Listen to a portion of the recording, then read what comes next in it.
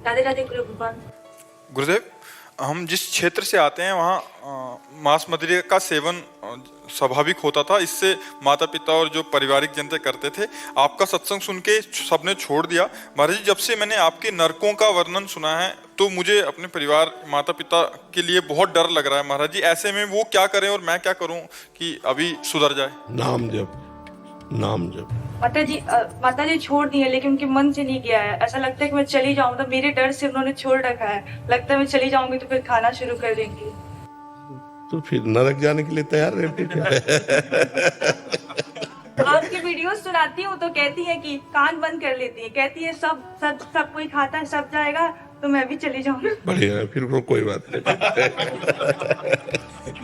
फिर कोई नाम जप करें।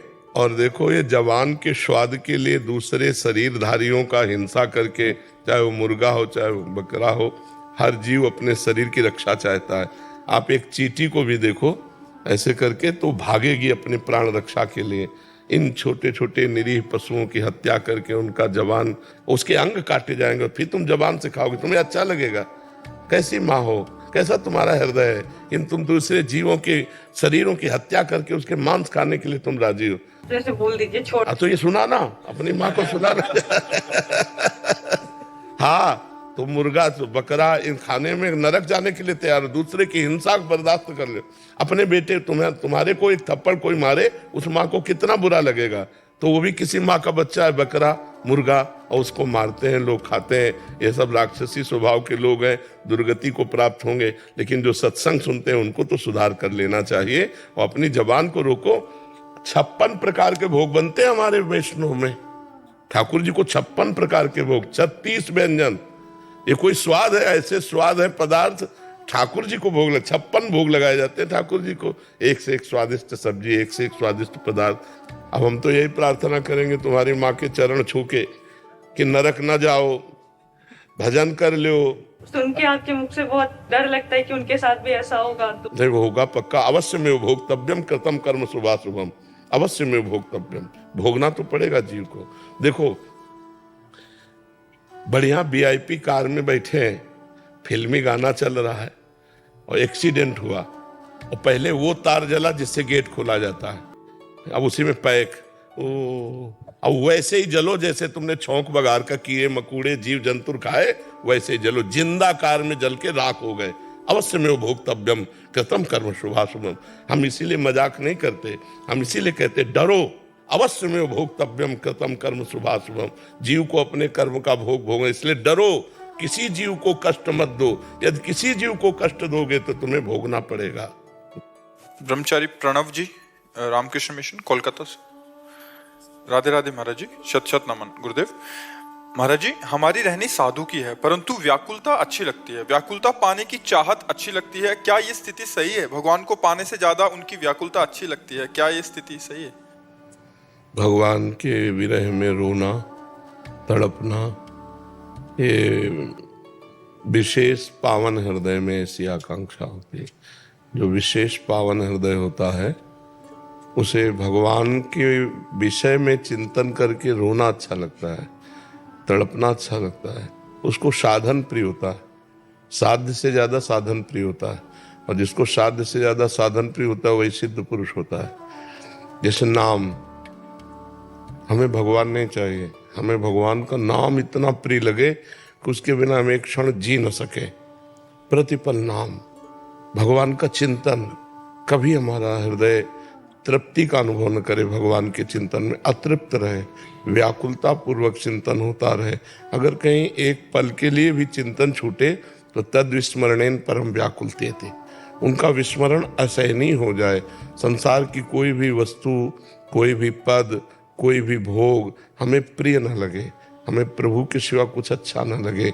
नहीं खान पान ते भावे है, नहीं कोमल वसन सुहावे है, सब विषय लगे ते खारा है, हरियासिक का मग्न आ रहा है। एकमात्र भगवान के प्रेम में तड़पना, पर यह तभी होगा जब अनन्य चिंतन होगा, अन्य कोई चिंतन न हो, एकमात्र भगवान का चिंतन हो। सब कार्य करते हुए भी अनासक्त, सबसे मिलते हुए भी निरपेक्ष, किसी से कोई अपेक्षा नहीं। और निरंतर भगवान में स्थिति बनी रहे तो व्याकुलता अपने आप आ जाती है। जिसका हम रात दिन चिंतन करते हैं उसको देखा नहीं तो कैसे जिए। दरस बिन दूखन लागे नैन।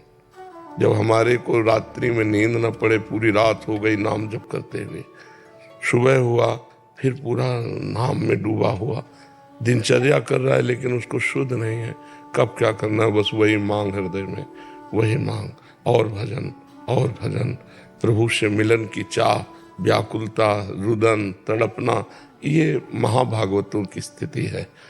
तो जब हृदय पवित्र होने लगता है तो यही अच्छा लगने लगता है। फिर और कुछ न सुहाए तिनको, जुगल सेवा सुख पगे। और कुछ अच्छा है, जब तक और कुछ अच्छा लगता है तब तक लड़ाई लड़नी होती साधक को। जब और कुछ अच्छा नहीं लगता तो स्वाभाविक जैसे विषयी पुरुष का मन विषय में जाता है, ऐसे भक्त का चित्त भगवान में जाता है, उसे कुछ अच्छा नहीं लगता, क्योंकि कुछ अच्छा है ही नहीं। सत्य मानो यहाँ कुछ अच्छा नहीं, केवल माया का भ्रम है। रुपया, पैसा, मकान, स्त्री, पुत्र, पति, परिवार, वही सच्चिदानंद भगवान बना हुआ है, उसको हम समझ नहीं पा रहे और भ्रमात्मक भाव से है। तो यहाँ जो सत्य लग रहा है, प्रिय लग रहा है, वही भगवान से विमुखता है। जब यहाँ कुछ सत्य ना लगे, ब्रह्म सत्यम जगन मिथ्या, जब ये बात अंदर बैठ जाए अंदर कि जैसे नकली नोट उठाने की हमारी इच्छा नहीं होगी, ऐसे ही हमको संसार ये नकली नोट की तरह लगे। असली तो भगवान है और उन्हीं में चित्त रमे। काम ही नारी प्यार जिम, लोभी जिम प्रिय दाम, तिम रघुनाथ निरंतर प्रिय लागो मोहि राम। हर समय भगवान का मधुर मधुर चिंतन, और कुछ अच्छा ही नहीं लगता है। ये दशा तभी आएगी जब निरंतर अव्यावृत भजनात् तन्मयाहा। देवर्षि नारद जी कहते तन्मय स्थिति भगवान में। वो बैठा है तो भगवान में, खड़ा है तो भगवान में, चल रहा है तो भगवान में, क्रियारत है तो भगवान में, क्रिया रहित है तो भगवान में, वो हर समय भगवदाकार वृत्ति। तब फिर ये आखिरी स्थिति है रुदन, भगवान के लिए तड़प तड़प करके एक एक मिनट व्यतीत करना, रोना, आ भर कर पुकारना, हे कृष्ण प्यारे कब तक ऐसे जिए। रूखा रूखा जीवन व्यतीत करते तो पूरा जीवन व्यतीत होता जा रहा है। कभी सोचते हैं कि आप शाम के मिलोगे तो शाम व्यतीत हो गई, रात्रि में स्वप्न में आओगे तो भी नहीं आए, अब दिन भी व्यतीत हो गया, फिर शाम आई, कब तक जीते रहेंगे ऐसे। प्रभु कृपा करो। वो प्रार्थना, वो व्याकुलता, वो अंदर से रुदु सुस्वरम राजन कृष्ण दर्शन लालसा, वो परम पवित्र आखिरी स्थिति। बस इसके बाद तो प्रेम लीला में प्रवेश हो जाता है। जी।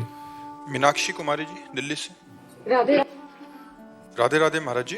महाराज जी, हम आत्मिक शक्ति कैसे प्राप्त कर सकते हैं? हमारी अंतरात्मा हमसे। आप और आत्मा दो नहीं है। जब तक आप और आत्मा दो रहेंगे तब तक आत्मिक शक्ति प्राप्ति नहीं कर सकते। आप ही आत्मा है, ये पता है आपको। आप स्त्री नहीं है, आप शरीर नहीं है। आपने भूल से अपने को स्त्री शरीर में आसक्त करके मान लिया कि मैं स्त्री शरीर। अब सोचती आत्मशक्ति प्राप्त हो, तो आत्मशक्ति किसको प्राप्त हो?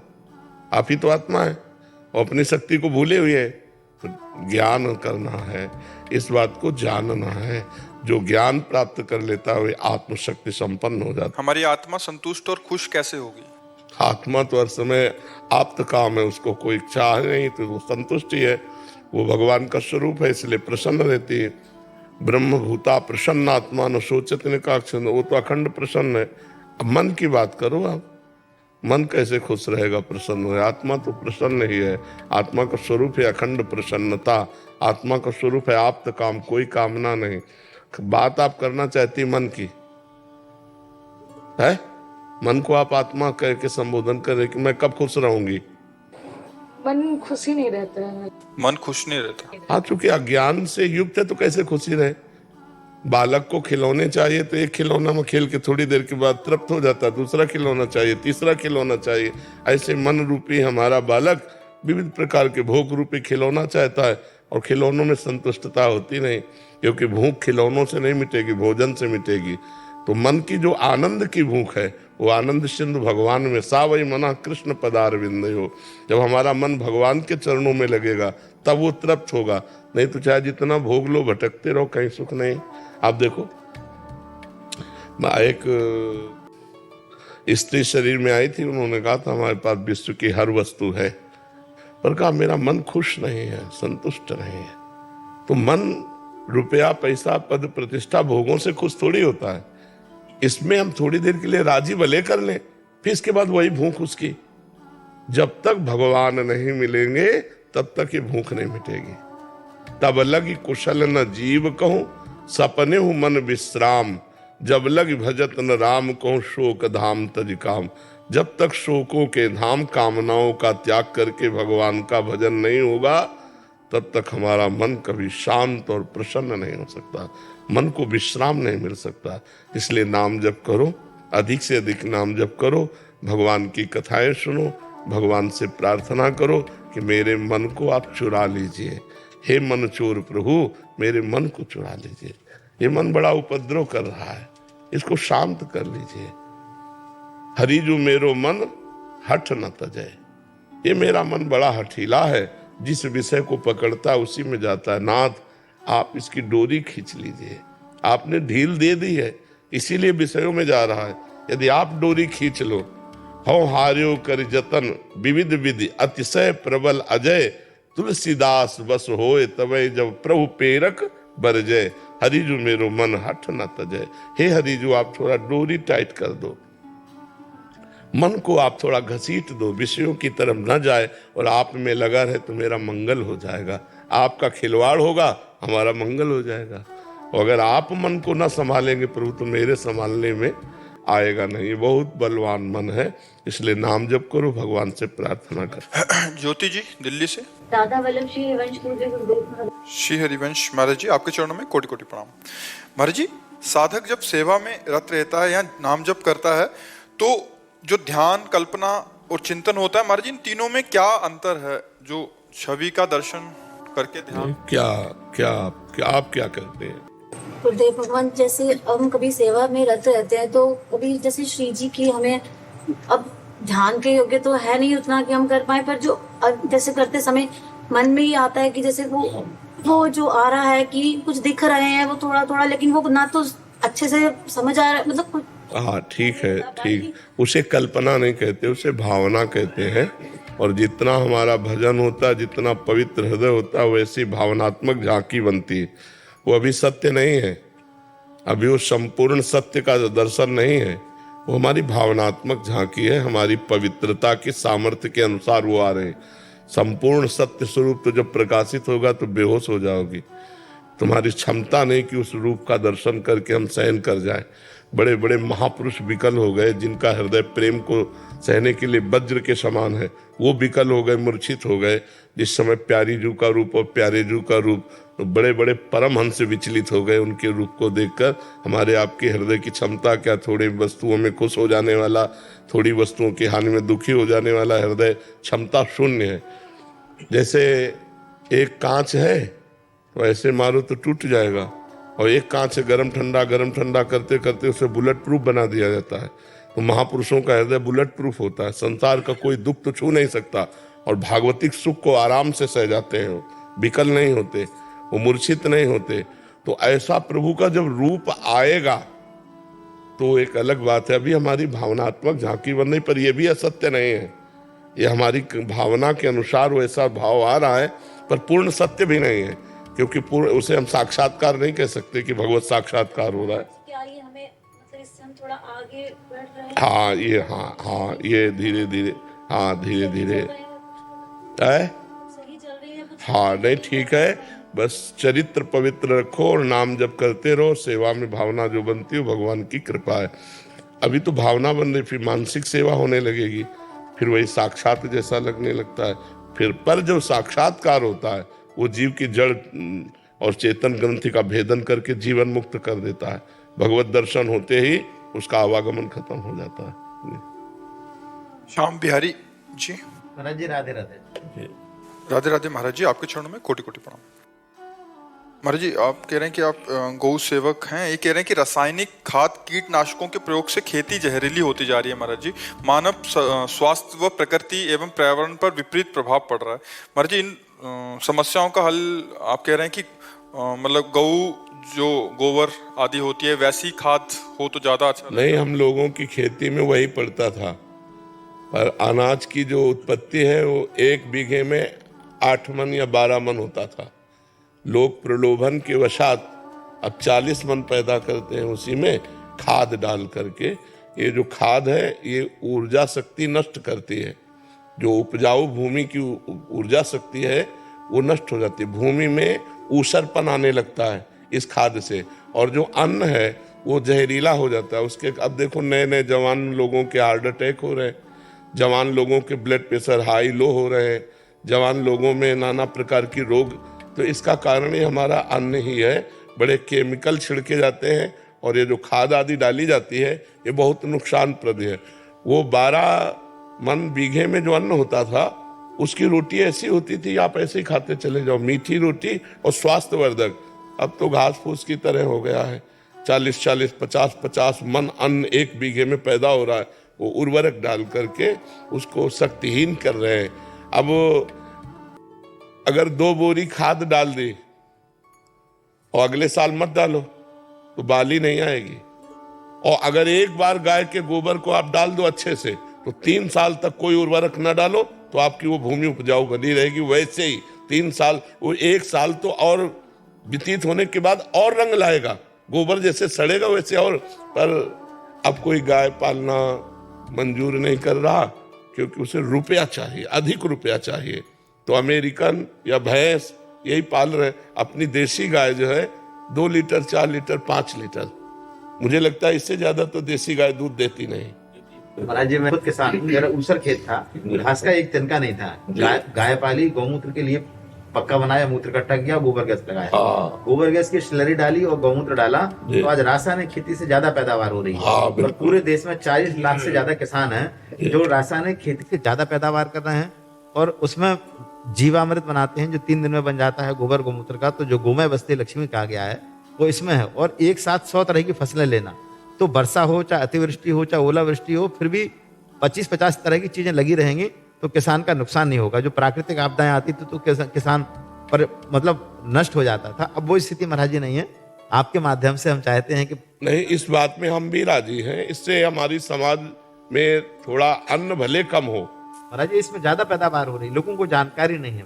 अच्छा, हाँ, हम लोग जो लोग आधारित खेती कर रहे हैं वो एक साथ साल भर में 100 तरह की चीजें पैदा कर रहे हैं। तो टोटल प्रोडक्शन जो है केमिकल फार्मिंग से ज्यादा आ रहा है, लागत कम हो रही है और महंगा बिक रहा है। और खेती सुरक्षित है, खेती सुरक्षित और आने वाली पीढ़ियां सुरक्षित। बिल्कुल बिल्कुल। महाराज जी, केवल 25% लगता है। हाँ, इसमें पानी बहुत कम लगता है। रासायनिक खेती में ज्यादा पानी लग रहा है, खेती की लागत बढ़ रही, केमिकल पे सब्सिडी बढ़ रही। तो महाराज जी आपका, और सबसे ज्यादा है कि अन्न भी सैला हो रहा है, अन्न विषैला, और वही हमें खाना है। तो ये बात तो है, हमारी भी प्रार्थना है सबसे कि अधिक से अधिक गौ पाली जाए, अधिक से अधिक गोबर के द्वारा खेती की जाए। जहां तक हो सके खाद ना डालो, फिर अन्न जो है वो स्वस्थ रखेगा आपको। और आजकल दूध भी जितना है वो पावरहीन हो रहा है। अपनी गाय का, जो देसी गाय का आप दूध दूह के रख दो तो देखोगे उसमें स्वर्णिम आभा आएगी। महाराज जी, वो स्वर्ण छार होता है। हाँ, वो अन्य दूधों में नहीं आएगी। गाय के दूध, और गाय का दूध पीने वाला स्फूर्ति वाला होगा।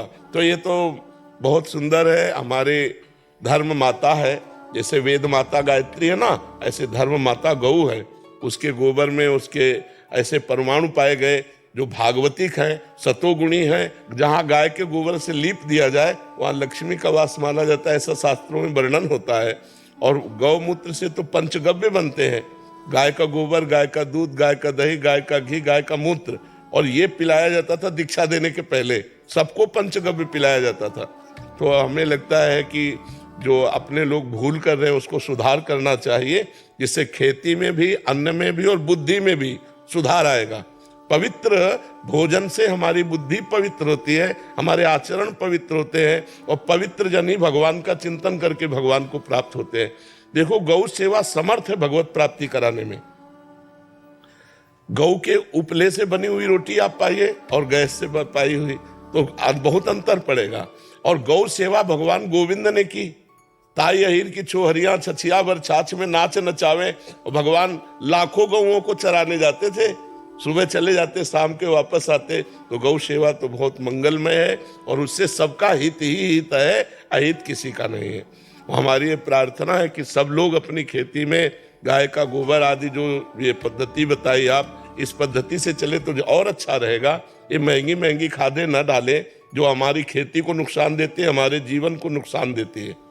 गुरदीप सिंह जी ऑस्ट्रेलिया से। राधे राधे। राधे राधे महाराज जी।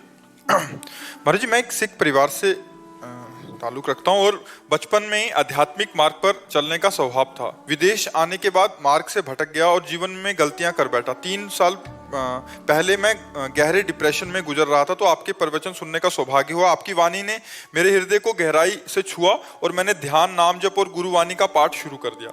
महाराज जी, भगवान की कृपा से 1 महीने के भीतर मुझे अमृत पान का सौभाग्य भी प्राप्त हुआ। सत्संग सुनने के दौरान महाराज जी मैंने जाना कि 5 चोर काम, क्रोध, लोभ, मोह और अहंकार हमारे भीतर लूट रहे हैं हमें। महाराज जी, ये विकार बहुत शक्तिशाली प्रतीत होते हैं और मैं प्रतिदिन किसी ना किसी एक भगवान से बढ़कर नहीं है। किसका प्रश्न है? भगवान से बढ़कर के नहीं है। भगवान से बढ़कर है भगवान का नाम, भगवान से बढ़कर के है भगवान का प्रेम, क्योंकि भगवान नामाधीन है और भगवान प्रेमाधीन है। यदि हम भगवान का नाम जप करें और भगवान से प्रार्थना करें तो काम आदि दोष जितने हैं ये सब मन पर प्रभाव डालते हैं। मैं मन नहीं हूं, बात समझना है। मैं मन को जानने वाला हूं, मैं मन नहीं। जैसे मन अशांत है तो ये आपने जाना ना, तो जानने में आने वाला और जानने वाला दोनों अलग अलग हो गए। मन जानने में आने वाला है और मन को जो जानने वाला है वो आप है, आप मन नहीं है। मन में ही काम क्रोध आदि का आवेश होता है। मन ही जब निश्चय करता है तो बुद्धि हो जाता है, चिंतन करता है तो चित्त हो जाता है, क्रिया स्वीकार करता है तो अहंकार हो जाता है। इसलिए एक मन को ही अंतःकरण चतुष्टय कहा गया।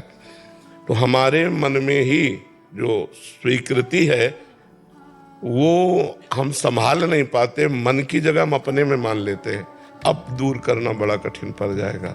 अगर मन में आ गया तो हम उसे नहीं भोगेंगे। चिंतन मान लो मन कर रहा है लेकिन हम उसे काट कर रहे हैं, नाम जप करते हो कि नहीं, गलत भोग हम नहीं भोगेंगे। जैसे आप गृहस्थ हैं तो धर्मयुक्त भोग भोग सकते हैं, लेकिन पराई माता बहनों की तरफ गंदी सोच भी नहीं कर सकते, नहीं वो आपका पतन कर देगी। तो जो धर्मयुक्त भोग है यदि हम उसे भगवान का चिंतन करते हुए स्वीकार करें तो भगवान ने इसीलिए मार्ग बनाया है। जो गृहस्थ है उसे प्रवृत्ति मार्ग कहते हैं और जो विरक्त है उसे निवृत्ति मार्ग कहते हैं। अगर कोई प्रवृत्ति भोग की आती है तो धर्मयुक्त भोग भोग लेना उसके लिए पाप नहीं होगा, लेकिन निवृत्ति मार्ग के लिए किसी भी तरह प्रवृत्ति को स्वीकार करना नहीं है। तो आप तो गृहस्थ मार्ग में, प्रवृत्ति मार्ग में, तो धर्मयुक्त भोगों को स्वीकार करते हुए काम पर विजय पाइए।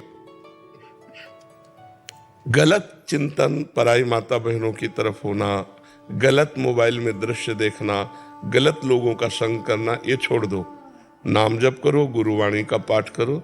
जो नाम जप हम भगवान का बोलते हैं वही वाहेगुरु है। वाहेगुरु और भगवान श्री कृष्ण में कोई अंतर नहीं। श्री कृष्ण को ही वाहेगुरु कहा गया, वही वाहेगुरु श्री कृष्ण है। तत्व एक है ना, तो हम उसे राम कहें या कृष्ण कहें या वाहेगुरु कहें, वो तो एक ही है ना। जब उसका हम सुमिरन करते हैं तो हमारे हृदय को आनंद मिलता है। भगवान आनंद सिंधु है ना, तो जब हृदय को आनंद मिलने लगेगा तो बाहर फिर गंदी बातों में मन नहीं जाएगा। निज सुख बिन मन होई कि थीरा। जब आत्मानंद का अनुभव होने लगता है तो फिर मन भोगों में नहीं जाता। और जब तक अपने हृदय में आनंद का अनुभव नहीं होगा तब तक ये भोगों में जाएगा। तो हम अपने हृदय को आनंद में करें। कैसे? गुरुवाणी का पाठ करके, खूब वाहेगुरु का नाम जप करके, और उनकी सामर्थ्य से ही। देखो, आप लोग जब मिलते हैं तो कहते हैं वाहेगुरु का खालसा, वाहेगुरु जी की फतेह। फतेह का मतलब होता है विजय। जब हम वाहेगुरु का सुमिरन कर रहे हैं तो सारा वैभव वाहेगुरु का, तो वाहेगुरु की कृपा से काम क्रोध लोभ मोह मद पर फतेह हो जाएगी। फतेह का मतलब होता है विजय होता है। बोले अमुक अमुक जगह फतेह प्राप्त की, तो गुरु बल से ही तो फतेह प्राप्त होती है। वाहेगुरु का खालसा, वाहेगुरु की फतेह। तो गुरु के चरणों का आश्रय लेकर जब हम भजन करते हैं तो काम क्रोध पर फतेह प्राप्त कर लेते हैं। बिना काम क्रोध पर विजय प्राप्त के भगवत साक्षात्कार नहीं होता। काम क्रोध मद मान न मोहा, लोभ न क्षोभ राग नहीं द्रोहा, जिनके कपट दम्भ नहीं माया, तिनके हृदय बसो रघुराया। भगवान उसी के हृदय में प्रकाशित होते हैं सबके हृदय में, लेकिन प्रकाशित उसी के हृदय में होते हैं जहाँ काम क्रोध मद मान न मोहा, जहाँ अहंकार नहीं, मोह नहीं, जहाँ काम नहीं, जहाँ क्रोध नहीं, जहाँ लोभ नहीं, वहीं भगवान प्रकट हो जाते हैं। तो खूब नाम जप करो और भगवान से प्रार्थना करो।